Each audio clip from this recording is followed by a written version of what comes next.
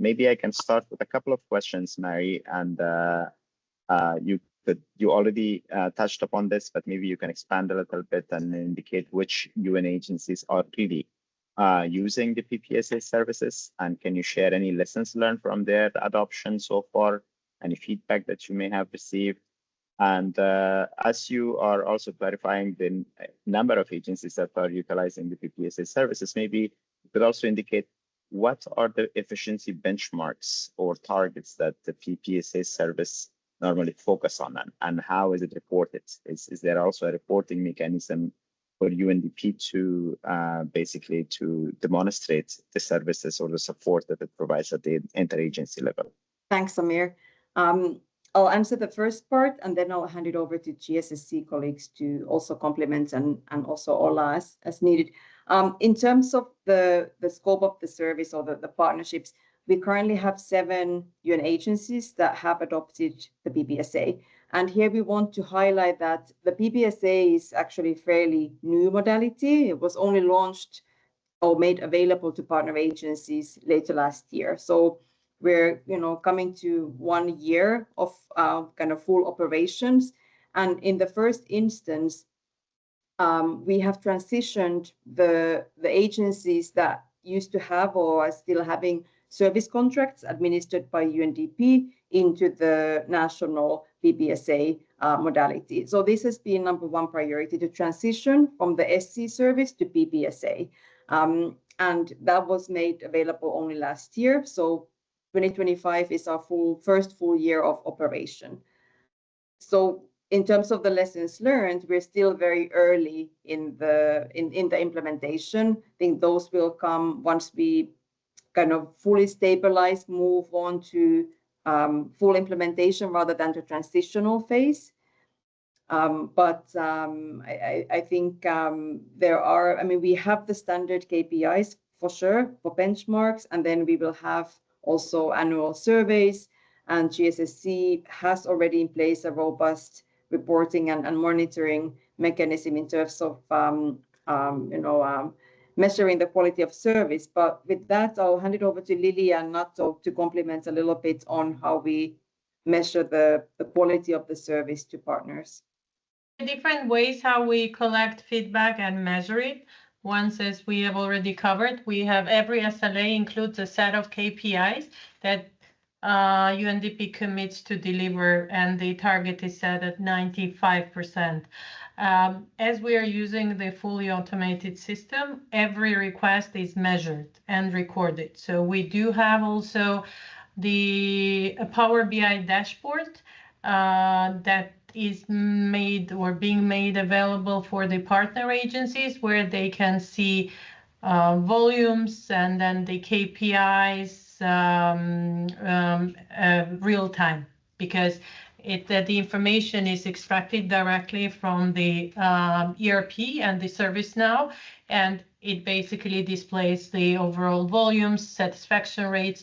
Every time you request a service, there is also a follow-up customer thermometer, as we call it, that allows the users to provide feedback on the service received. So we monitor them carefully.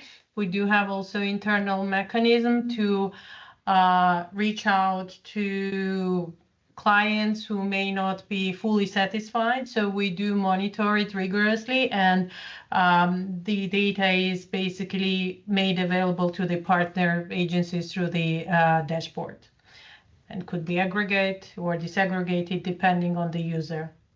Thank you. Lili, I think maybe I can come up with the next set of questions, and this is related. It's actually about as Nato was mentioning, about the quality and maintaining basically the quality of the services. So as you're expanding this service now at the interagency level, is there a mechanism in place? Do you anticipate any kind of like setbacks in terms of quality when you have increased demand? Let's say new entities will be joining and acquiring the services. And also for non-quantum entities that doesn't have the same system as UNDP, are there any tools in place or systems in place so that could help basically onboarding of new partners in the process? Maybe I can take on that question. To start with the last one, whether you are the part of consortium or are you a user of the same ERP as not. When it comes to the PSA administration, it doesn't really matter because we receive the request through the UNO. So once the agency has signed the SLA with us, we will provision access to the focal points of the partner agency to raise their requests through the UNO. So you do not require access to the quantum. Even again, those agencies that are quantum users, they do not necessarily have to channel their request through quantum, right? It's kind of standalone. You do not require access to the quantum, even when it comes to the managing of the performance appraisals or the leave management. That could be and is typically done also outside of the systems, right? Because the quantum is configured for the use of UNDP, including the performance appraisal cycles or the templates, whereas the partner agencies may have a different approach, right? So you do not, the bottom line is you do not have to worry, or you do not require access to quantum to get access to this service, or to also take an advantage of seeing the data and so on, right? So you don't have to have access to quantum. In terms of what happens if there is an expansion, I think for us, rest assured that that's not an issue. The fact that we have been, highlighting that we use this service now, it's a very highly automated system. We have automated lots of processes, especially that are labor intense, like extensions or certain self-services that are available, help us to leverage the volumes. From our experience, the biggest or most intense step has been transitioning from one contractual modality to the other, but we have managed to do it without delays, or there are different timelines for that. Just to give an example, we have a total team of, we look at all PSA modalities, and UNDP currently administers over 15,000, whether for UNDP or for the agencies. We have a team of 30 people who, apart from daily administration, we issue around 400 new contracts a month, which are within the timelines, right? So UNDP is well equipped to cater the scaling up, even if it's necessary, right? So just if that's the question. Renato, and I'm not going to say to who. So if an agency doesn't have a global agreement or an SLA in place, what is the recommended process for accessing the PPSA? I think maybe, and I can also add to this question that if an agency does have a global MOU, maybe you can also mention how country offices can reach out. Can they reach out directly or not? Mary? So maybe I can take that. And apologies if there's a lot of background noise coming from my side. There is some work outside being done, so I can hardly hear myself what I'm saying. But I hope I make sense. So the SLA process is fully centralized. We have a global corporate SLA that we leverage for PPSA, and potentially also partner agencies can have other service lines in the same SLA.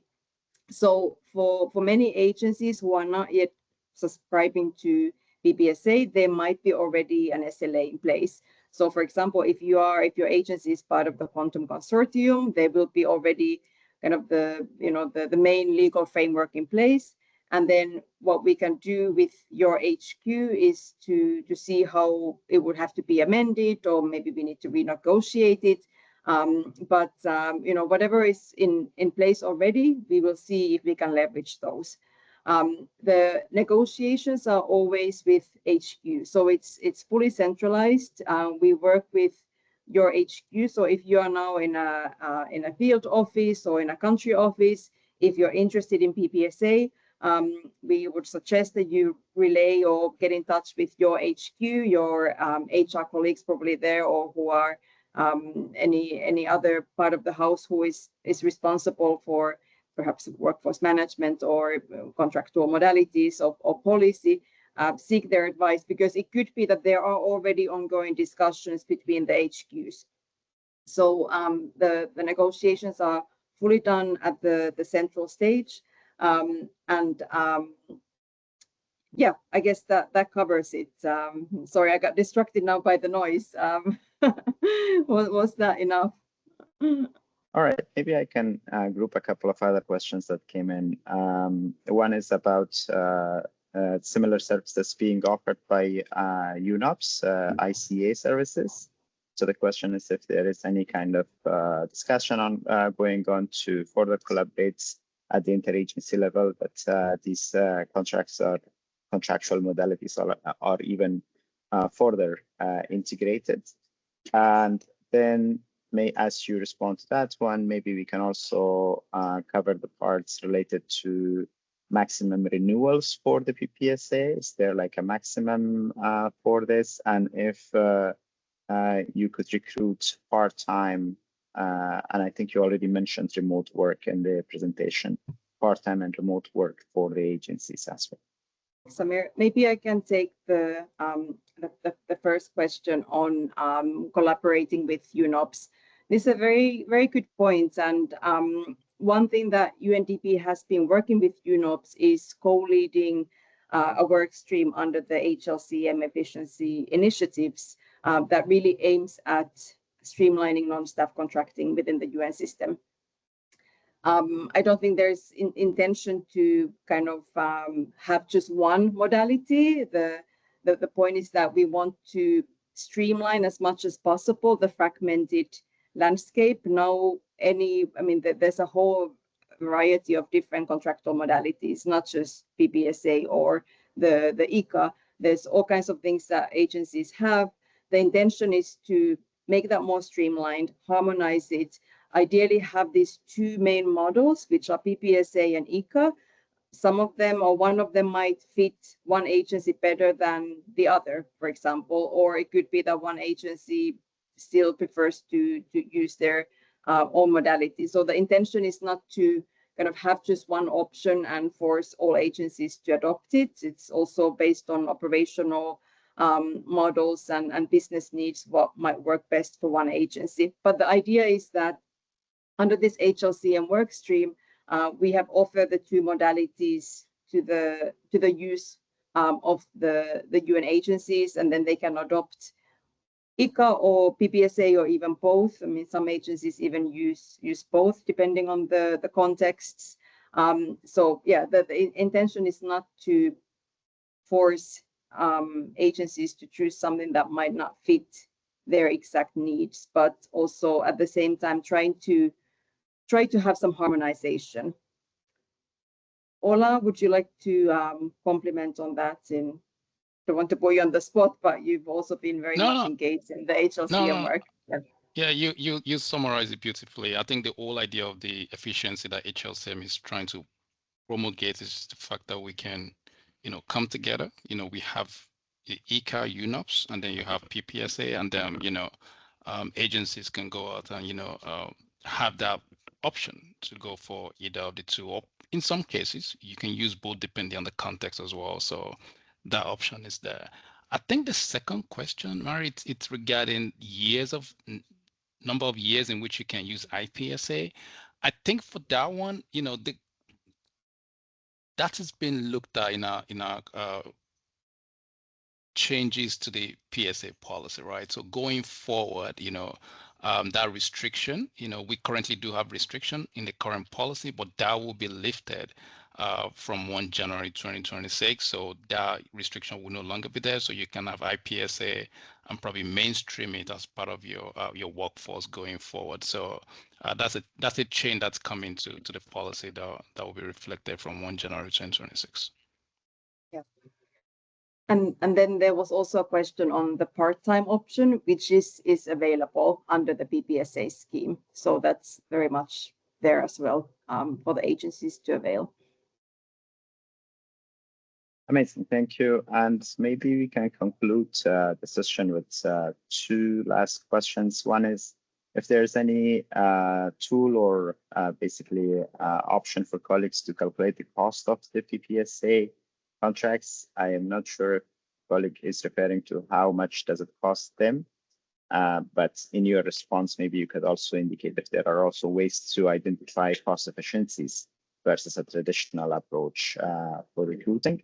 And then there was like another question at the very beginning, that what are the long-term career development opportunities for personnel engaged under PPSA?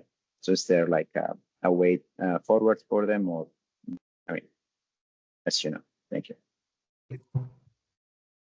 Let me start with the last question, the career opportunities. We highlighted in the presentation that UNDP has made available all these different learning and career development opportunities for their PSA cohort.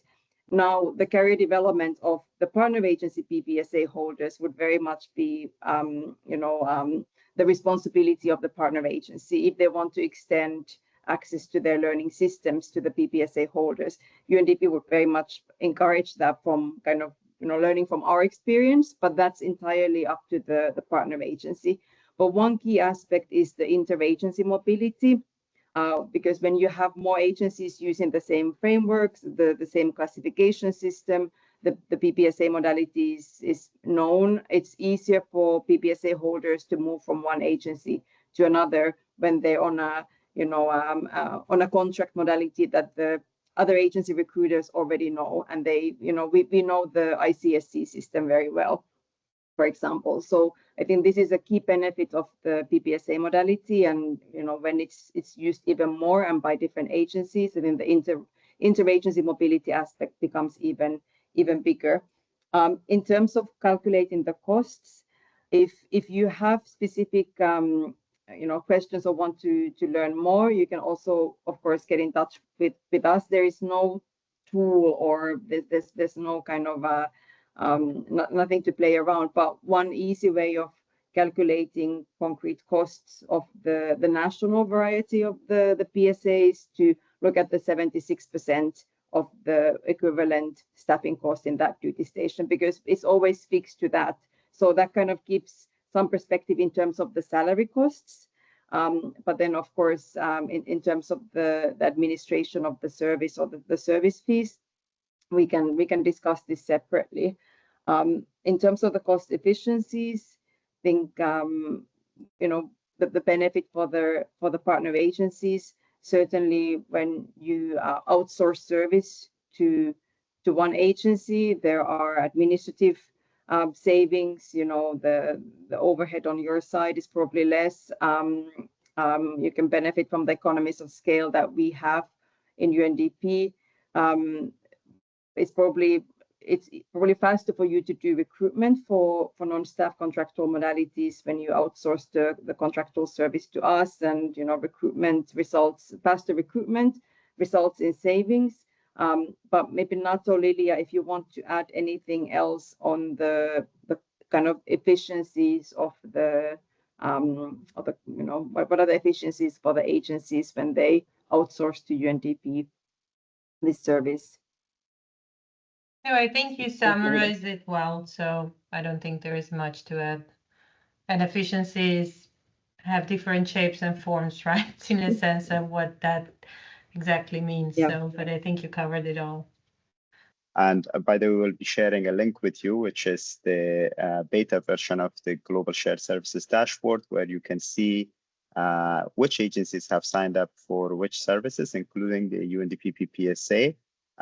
Mindful that this is still a draft version, a beta version, and most of the service providers are updating this data, but eventually in a couple of weeks, you will have more accurate information if your agency has already signed a global agreement with UNDP for acquiring or provision of the PPSA services, or you could basically utilize the service locally, and if that's possible, and colleagues will clarify to that one.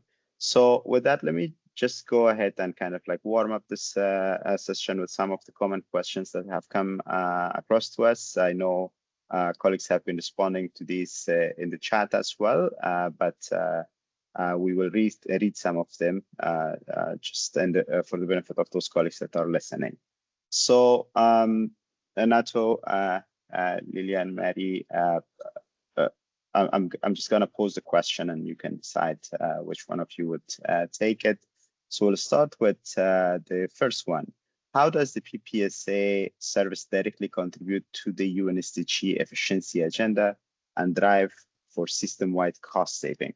If you could please come in and provide some clarity in here. Thank you. I think the basic thing is that, of course, when things are pooled and you know, when services are outsourced to an entity that has the capacity and the expertise, there's a saving on the administrative overhead. I mean, this is clearly something that, you know, if you have UNDP to provide this service, you don't have to do it yourself. And we really try to streamline the service and make it as effective as possible. So that's one thing.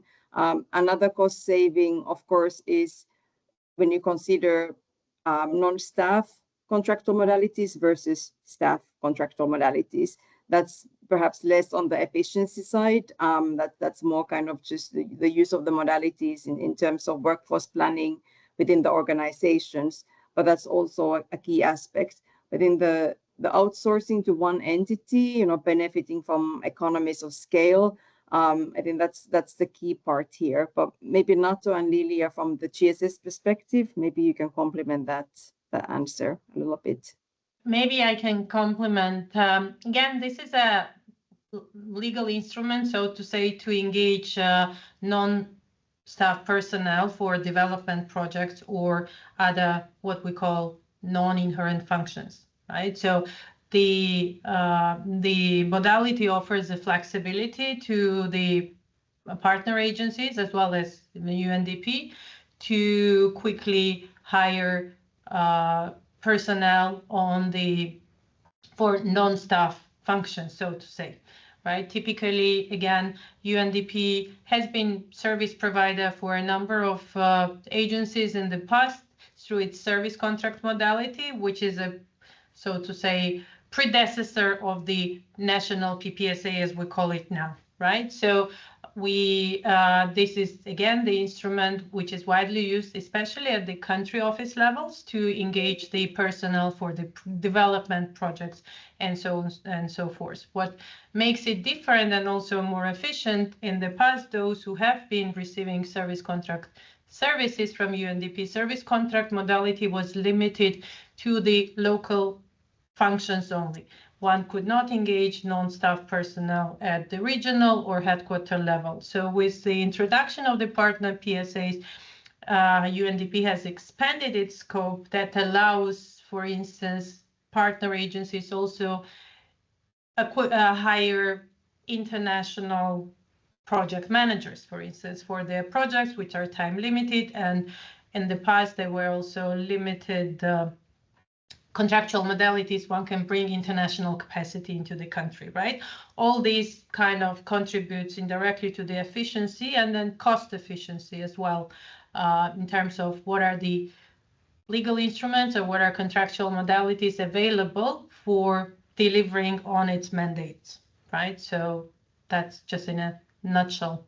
Thank you, Nato and Mary. And maybe we can move on with the next question. And colleagues, for your information, will be sharing the recording of the session along with a comprehensive Q&A that the colleagues will also have an opportunity to review offline later and update the responses based on some of the questions that you're asking in here and some that we may not be able to cover during the session. But maybe we can touch base a little bit on the process for the SLA or MOU for this type of service. Colleagues, if you could inform the audience about how many agencies, if you can, have already signed global agreements to utilize PPSA. What would be the steps or the process for those agencies for their field offices to acquire the service from UNDP? And for the agencies that doesn't have a global agreement or MOU with you, what would be the approach for those agencies, and how can they benefit from this type of service? Over Thanks, to you. Samir. So maybe I'll take that, and I will also let Ola to come in because Ola and I, we work on the SLA aspects. So the SLA, so UNDP uses a corporate SLA for the PPSA service. So whenever an agency wants to adopt the PPSA, we would negotiate the corporate SLA corporately. So I mean, a global SLA corporately. So as the PPSA service is centralized, we also do the SLA negotiation centrally. So I think some of the colleagues joining here, they might have had, or maybe they are from an agency that has benefited from the SC service, and we just want to highlight that this is different because the service contracts were administered by UNDP country offices. So the SLAs were also agreed locally.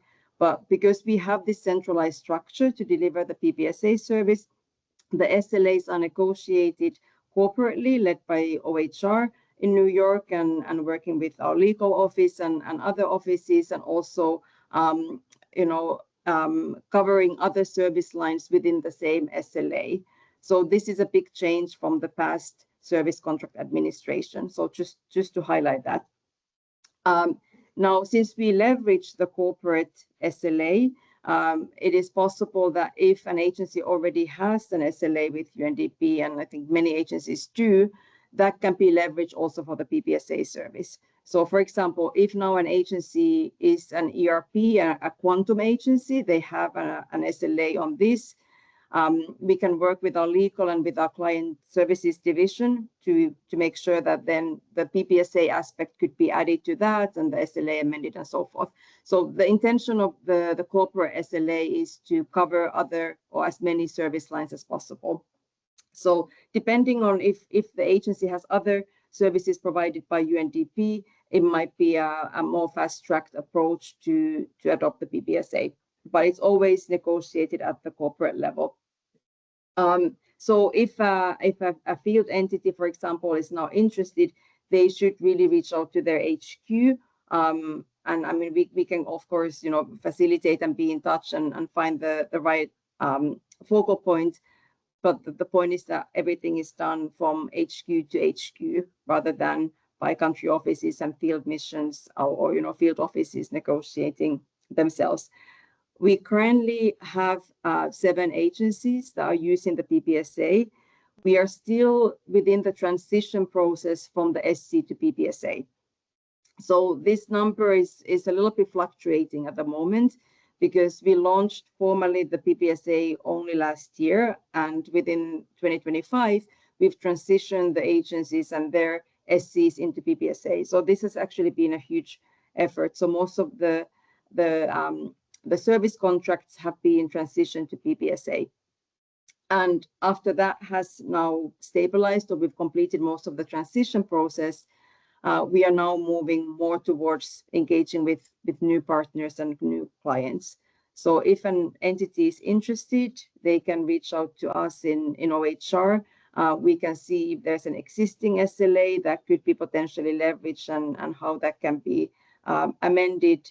And then we can take it from there quite smoothly, as was mentioned during the presentation. But Ola, please correct me if my brain is not working because it's so early in the morning, if I said something that I shouldn't have or anything to complement. No, Mari, I think you summarized it beautifully. I think that's just the old concept. We looked at corporate SLA with partner agencies at the HQ level. That's what we do. If you have an existing SLA, we can find a way to amend that to incorporate SLA for PPSA, or we can start a new one afresh very swiftly as well. So I think we have a lot of experience in this in working with partner agencies. We've successfully been able to transition a lot of our partner agencies from SC to PPSA as well. So this is something that we have a lot of vast experience in, right? So we can support partner agencies interested in the PPSA in making the transition. Yeah, thank you.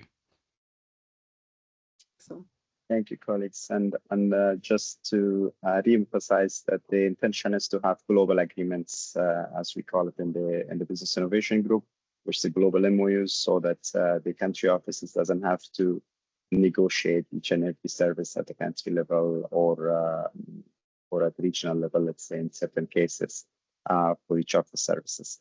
So maybe we can continue with some of the basically informational aspects of the data that you can share with the colleagues. One is about what type of let's say expertise can be recruited or contracted through PPSA. There is a question that how many gender human rights advisor or PCA coordinators, for example, have been hired using the PPSA. It's some modality that can be used for this type of, let's say, specialized contract, let's say, expertise. And if yes, is there a way for UNSDG entities, particularly, and I'm mixing some of the questions in here as well, particularly those that are not part of the quantum or doesn't have access to UNOL, to basically be able to acquire some of these public information about what type of contractual modalities, how many, in which areas are recruited or supported using this service. Mari, do you want to start or I start and go ahead. Go ahead. I think it's a very good question, right? In terms of the use of the PSA, right? So PSA modality can be used for a myriad of services, right? For support-like services, for instance, you can use it for, I mean, what we usually often say ourselves also, the services that can be outsourced can be also contracted under PSA, right? So certain things that come to my mind, services like human resources services, or there are certain finance or security related services, right? So, and I believe it would also depend on your internal control framework, right? What are the functions that the agency uses non-staff modalities, right? But it can be used quite widely. In terms of the technical or specialized ones, even more so, this is quite a good modality to use for specific technical expertise, right? So, or it could be also used for the project management positions, right? Project managers or project personnel per se. And you do have ability to source both the national talent, if you believe that that expertise is available among the national market and does not require additional international or different expertise, or you also have an option of contracting internationally, bringing international PSA who can provide maybe broader context and broader expertise that is not available locally. PSA modality also offers the flexibility of short-term / retainer, we call it, short-term engagements or regular. Short-term engagements are usually up to 6 months. So if you have just a specific project, you need somebody to work on some specific deliverable, you can contract them for short-term PSAs, or regular, which would be 6 months and plus. So it does also offer the flexibility. Additionally, and what's also very important, this is very modern or forward-looking contractual modality, one may say, because it does offer a flexibility of hiring personnel for office-based or remote functions, or what we call it, these functions can be office-based when the personnel is required to report to work and be present in the country and in the office, or home-based, right? So when you need an expertise, but you do not necessarily need their physical presence in the country, right? So this modality, unlike we don't have such modalities, right, across the board, and this one does offer you that flexibility. I heard your question about, and I read also how many we have under the PPSA. Now, again, I don't want to go into too much details, but those positions are usually embedded either into the RCOs or mostly with the UNDSS, be that secure, like stress counselors and so on. And those are mostly cost-shared functions, and those probably would be hired not under PPSA, but MPSA modality. But like, yes, the broader answer is yes, you can hire personnel under PSA modality, stress counselors. We do have a provision of those countries who have UN clinics or dispensaries. You could also hire personnel under PSA modality for the UN clinics locally, right? So it does offer quite a wide opportunities of engaging non-staff personnel.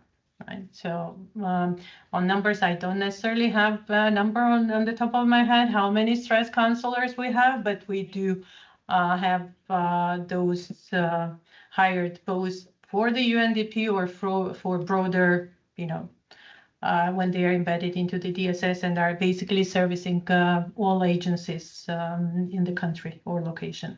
Yeah, I hope I covered it all, but please let me know. Thank you, Nato. And then we'll also have the opportunity to provide additional responses in the written Q&A later. We are 2 minutes away from the conclusion of this webinar, but maybe we can conclude it actually with 2 points, and then the rest of the questions we will cover later and share it with you. One is that, is there any entity or agency of the UN that has indicated let's say a limitation in use of the PPSA and PSA? I saw some colleagues were mentioning about UN Secretariat not being able to use the service. If you could indicate if you have already heard from any of the agencies formally through their corporates that the use of PPSA or NPSA has limitation for them. And as you respond to that question, maybe you can also indicate if UNDP is using or leveraging AI and robotics in provision of the PPSA and NPSA service. I know there are like elements of this in the aspect of the payroll and payments, but how about the recruitment? How about the contract management process? Over to you, Nato and colleagues. Maybe Mari, you would want to start with the agency part, and I'll just finish up with robotics. Yeah. Yeah. So just briefly, the UN Secretariat. So UNDP used to administer or still is administering a number of service contracts for the UN Secretariat entities and missions, and they have decided not to join the PPSA modality. For their reasons, I think it would be actually better to ask a question to OHR, the secretariats and colleagues who made that decision. The secretariat is the only agency that did not join the PPSA for the reasons that they could not find it compatible with some of the internal regulations and some of the GA resolutions that have come in the past. We haven't experienced this with any other agencies. Of course, there's been some agencies that are not immediately jumping into PPSA. We used to have SC service for other agencies. They decided not to come on board because they are using their own non-staff contractual modality, for example. But the UN Secretariat is the only agency that expressed some of these concerns that are related to their internal issues. So I think the better answer would be coming from them rather than us. We haven't found in any of our conversations with legal or with anyone that there would be kind of legal constraints in terms of using the PSAs. I mean, UNDP does use it. The JIU review also didn't identify any issues in terms of its legality or if, you know, how that fits into kind of broader frameworks of non-staff contractual modality. So yeah, in short, I think for more details, the Secretariat and the Office of Human Resources there would be the best place to find more information. And Nato, you can surely mention something about the AI. Just quick, we have a number of processes that are automated through the UNL, and that is why UNL is, or the ServiceNow platform is the only platform we're using, so that we can leverage all the automations available. Case in point, for instance, the contract extensions are fully automated. The other generation, the certificates of service, something that a lot of colleagues require. So it is an automated, fully self-service. You can produce it yourself. We're also looking into how we can leverage AI in developing the chatbot so that it becomes even more self-service if colleagues are looking for answers or they have questions. Currently, those are done through the HR inquiries and then someone responds, but we're also looking into how we can automate that will speed up the resolution or answering of the basic questions, right? So that's something we are also working on. But the contract generation is also automated, so we do not prepare contracts manually. What we do, based on the inputs provided, obviously there is a validation involved, but those are automatically produced by the system, again limiting the human errors, right? So that's in a nutshell